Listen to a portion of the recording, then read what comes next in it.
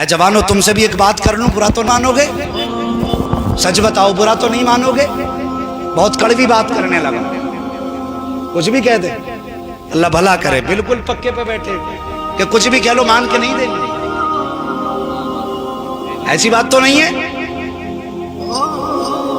अल्लाह तुम्हारी नस्ल आबाद करे। सुनो फिर एक बात और हजरत अबू बकर सिद्दीक के ताल्लुक से, और बता दूं भाई जी, ये जवानों के ताल्लुक से बता दूं। जी थोड़ा सा जवानों से भी बात करें।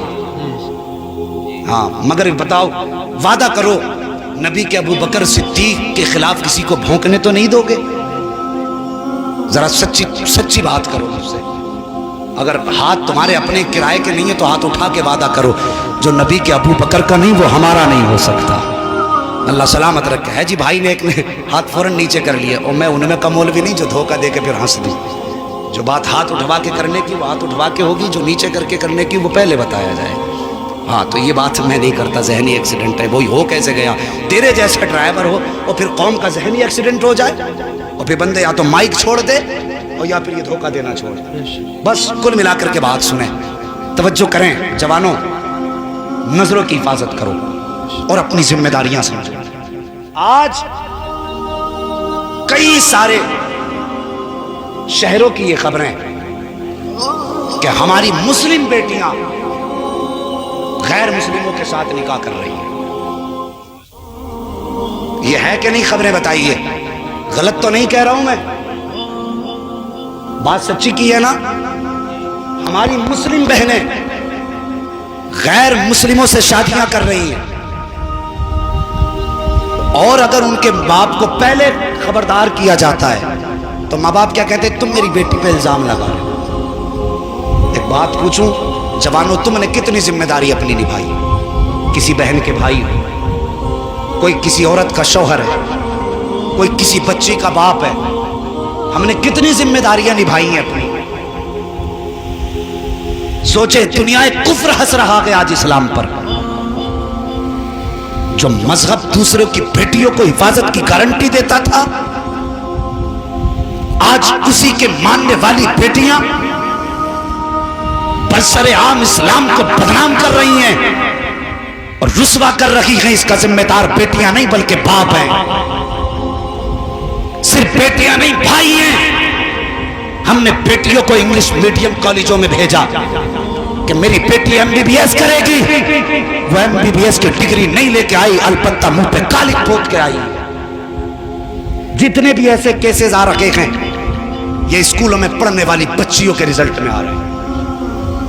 सर्वे है मेरा, मैंने किसी को निशाना नहीं किया, मैं फर्दन फर्दन किसी को निशाना नहीं करता, बल्कि मैं इज्माई तौर पे समझाना चाहता हूं। और भाई, मत दिलाओ ऐसी डिग्रियां जो ये डिग्री कयामत के दिन मुस्तफा का सामना न करने दे। क्या करोगे इस तालीम का, जिस तालीम की वजह से अगर सैयदा के सामने तेरी बेटी खड़े होने के लायक न रही? अरे लानत है जो ऐसी डिग्री पर जो हमें मुस्तफा के सामने रुस्वा कर दे। और दुनिया से कह दो, हमें कल भी दुनिया बुद्धू कहती थी, जागिल कहती थी, अनपढ़ कहती थी, लेकिन दुनिया जानती थी जिधर से कलमा पढ़ने वाले गुजर जाते थे उधर इस्लाम का परचम बुलंद हो जाता था। ये डिग्रियां आज आई हैं, कल भी हम अनपढ़ थे लेकिन दुनिया पे हुक्मरान थे। आज डिग्रियां हमने पाई हैं लेकिन इज्जतें बेच डाली हैं। और दुनिया में किसका रोना रोए? जवानों, अपनी जिम्मेदारियां समझो। तुम कितने गैरतदार थे बहनों की आबरू बचाने वाले।